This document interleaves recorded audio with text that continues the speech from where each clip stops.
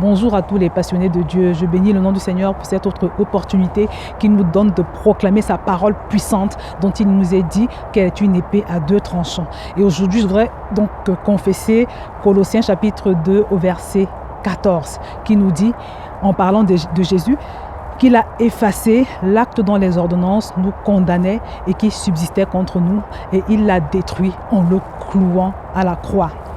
Cette parole nous parle en fait des contrats maléfiques, parce qu'on nous parle d'ordonnance, on nous parle d'un acte.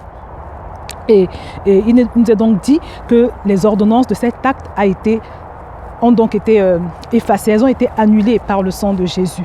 Et le pire contrat, ou si vous voulez, la pire ordonnance qui planait sur notre vie est celle de la mort, de la sentence de mort qui était nôtre. Parce que nous tous, nous étions condamnés à mort, nous étions des condamnés à mort en fait. Donc cette parole nous dit que nous avons été donc rachetés de cette mort-là.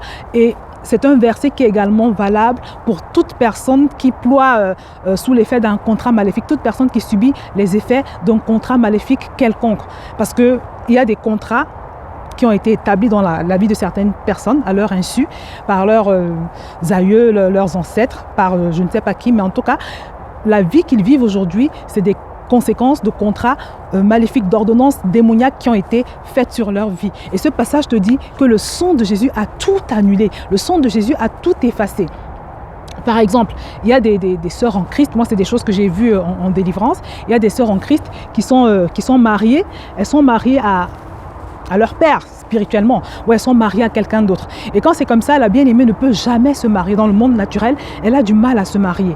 Elle peut faire tout ce qu'elle veut, elle peut être la fille la plus belle, la plus intelligente, la plus spirituelle, la plus gentille. Tant qu'elle n'a pas annulé ce contrat de mariage, elle ne peut pas se marier en fait.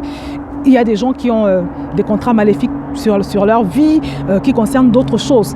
La maladie, moi j'ai entendu parler de personnes qui, dans leur famille, ils ne vivent pas au-delà d'un certain âge. Arrivé à cet âge-là, ils meurent. Ça, c'est des contrats maléfiques. Et cette parole nous dit que l'acte dont les ordonnances nous condamnaient a été effacé.